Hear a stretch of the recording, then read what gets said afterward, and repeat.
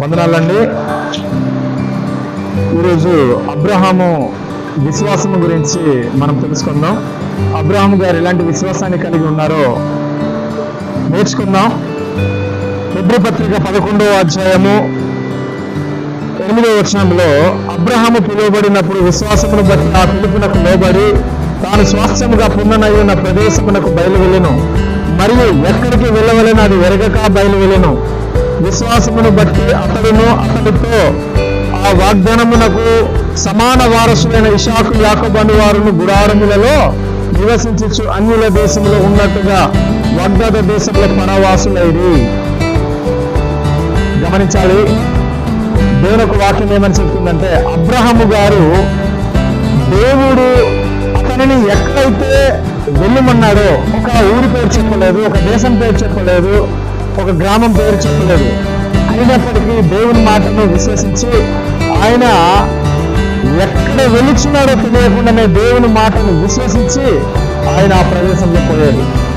అయితే దేవుడు మనకు ఫలానా గ్రామంలో వెళ్ళు అని మనకు అడ్రస్ చెప్పినా కానీ మనం నేడు వెళ్ళలేని పరిస్థితి. అంటే దీన్ని బట్టి ఏంటి, మన విశ్వాసము మనకి లేదు దేవుని మీద.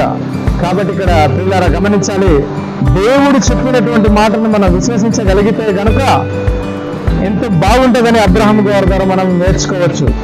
ఎందుకంటే అబ్రహాము గారు ఆనాడు ఒక యాత్రికుడు లాగా దేవుని ఒక మాటను ప్రచురించడానికి, లేదంటే దేవుని మాటకు లోబడి ఆయన సమస్తాన్ని విడిచిపెట్టి ఆయన మరి వెళ్ళిపోయినట్టుగా మనం చూడగలం.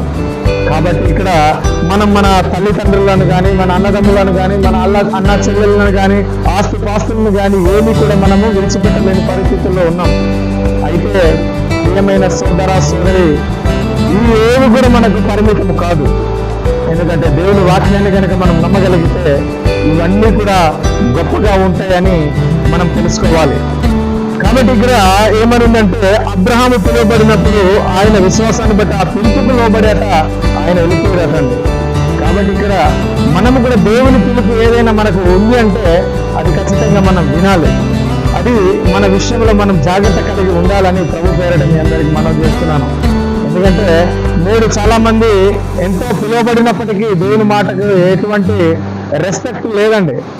దేవుని మాట అంటేనే గౌరవం లేదు, దేవుని మాట అంటేనే మర్యాద లేదు.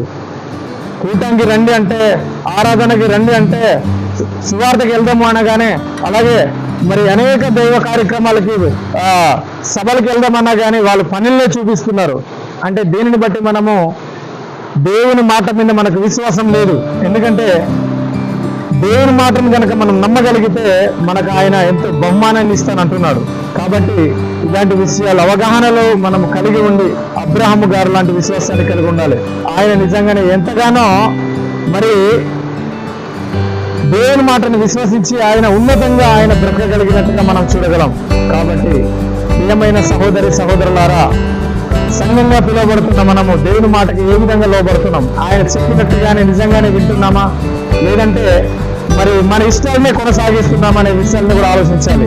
ఆనాడైతే మరి విశ్వాసుల జాబితాలో ఉన్న వారి యొక్క లిస్టులో అబ్రహాము గారు పేరు చేర్చబడడానికి గల ముఖ్య ఉద్దేశము దేవుని మాటను ఆయన వింటున్న ఆయన పాటించాడు, విన్నాడు. కాబట్టి ఇటువంటి గొప్ప ఆధిక్యత ఆయన పొందుకున్నారంటే కేవలం దేవుని మాటను విశ్వసించడం వల్ల. మనం కూడా ఈనాడు మనకు అవకాశం ఉంది.